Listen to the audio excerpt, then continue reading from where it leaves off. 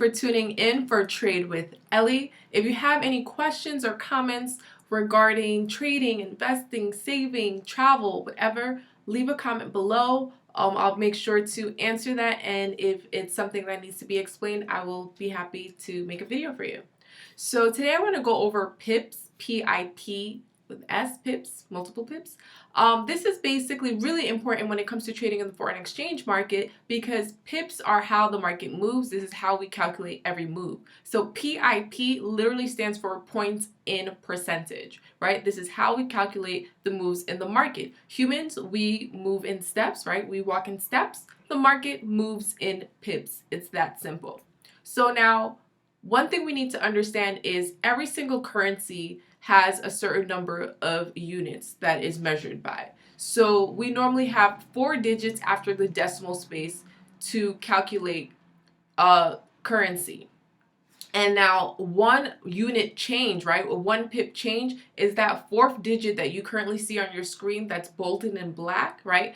1.3536 to 1.3537 is only 1 pip difference. Now, when it comes to currency that has the Japanese yen, right? The Japanese yen is calculated with actually 2 digits after the decimal point. So when you have 2 currencies put together, you now have a pair, and any pair that has the Japanese yen will now be calculated with 2 digits after the decimal space. Now, I know here you're seeing on the first example, you see 5 digits after the decimal point, and you see 3 digits after the decimal point for the second pair. That's because in the market, you will end up having that 5th or 3rd digit, which is known as a pipette. It's like an integer. It doesn't count as a full move, so we actually just don't even count that. So you want to make sure you're not counting that extra number because it will throw off your count, and that can make such a huge difference when you think you're catching 20 moves but you're not really catching anything,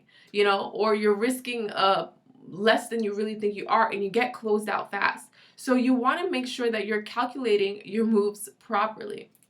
So now GBP USD is our first example, right? And so we have that 1.3536 to 1.3537 as a 1 pip move difference. And then for the Great British Pound paired with the Japanese yen, we have 172.119 to 172.129. We're not going to count that 9. We're going to focus only on that second digit after the decimal space.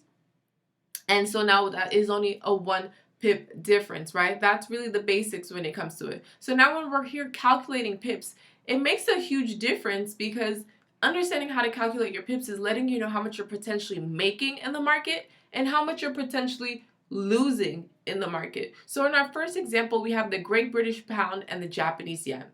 We see that we have the Japanese yen, so we automatically know that we're going to be expecting to calculate 2 digits after that decimal point, right? 2 digits. So now that buy entry is at 172.50 and we're exiting at 172.87.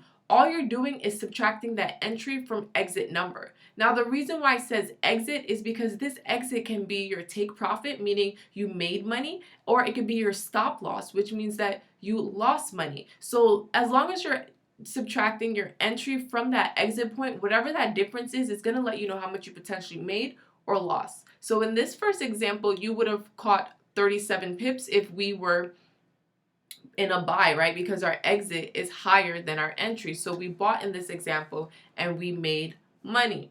Now in our second trade, we have the USD and Canadian dollar, right? We don't have the Japanese yen. So we have a regular, all the other currency so all of these will end in 4 digits after that decimal point. So this entry is 1.0863. You subtract 1.0830. That will leave you with 33 pips, right? 33 pips.